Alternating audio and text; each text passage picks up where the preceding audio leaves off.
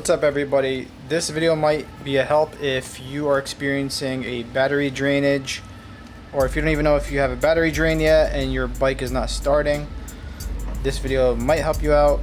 I'd like to give a thanks to all the mechanics and people that have posted videos on here, because without those videos I would not be able to figure this out myself. So best way to figure out if you have a drainage in your battery is to have a multimeter. A multimeter will tell you the voltage coming out of your battery, whether it increases or decreases, and this is a good starting point to figure out and troubleshoot what's going on. Now my bike, in advance I didn't show this, but the multimeter was draining. It would start at 12.60 or 12.80 volts, and as the bike would turn on, it would constantly drain. Typically this should not be happening, because once the bike is started, the battery should start charging and the voltage should go up. So that'll be your first troubleshooting step in finding out what's going on with your bike. Now I'm not going to go into details as to what all the possibilities could be, but I'm going to talk about what happened in my situation. So started researching online and found out that, it could be basically the stator or the rectifier. So I decided to start out with the stator.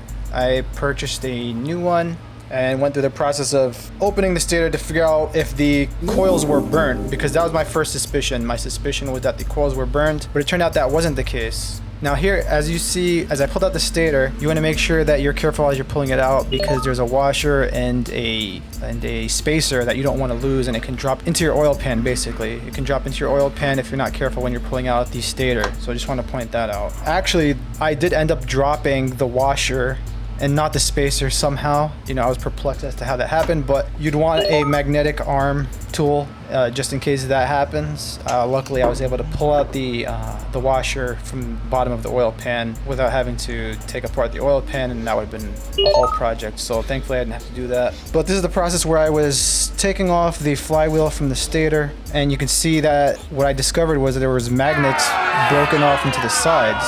You can see them broken off into chips. At first I really wasn't too sure what was going on there. Now it looks like with the older models of bikes, you can have a flywheel with the magnets exposed. I'm not sure how old the newer bikes are, but I'd imagine that they stopped using this type of format in order to place the flywheels in there, because the flywheel that I purchased after figuring out what happened was one that basically hides the magnets behind a metal wall, aluminum alloy wall or metal wall, whatever it's made out of, which is typically what you'd want so that you can avoid the possibilities of having broken magnets in the future. But as you can see here, you can see all the magnets were broken off into the stator and the coils were not burnt. But I did have a new stator, and I decided to replace the stator anyway, just in case.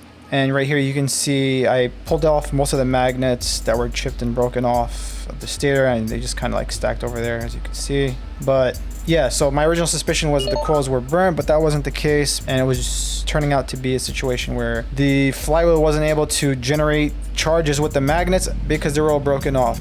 Ideally, after all this inspection, I was expecting that I'd have to buy the rectifier, and that was my next assumption, but after being able to test the multimeter on the battery and starting the bike again, I was able to notice that the charge went up instantly to 14 volts and constantly kept increasing and didn't go beyond 16 volts. So this was able to do the trick. Hopefully this video helps some people out. A side note as well, if you're doing this and haven't replaced the air filter in your bike, it might be a good opportunity to replace the air filter. Mine was still using the paper filter that came stock, so I used a K&N filter, test drove the bike, and it's running amazing now.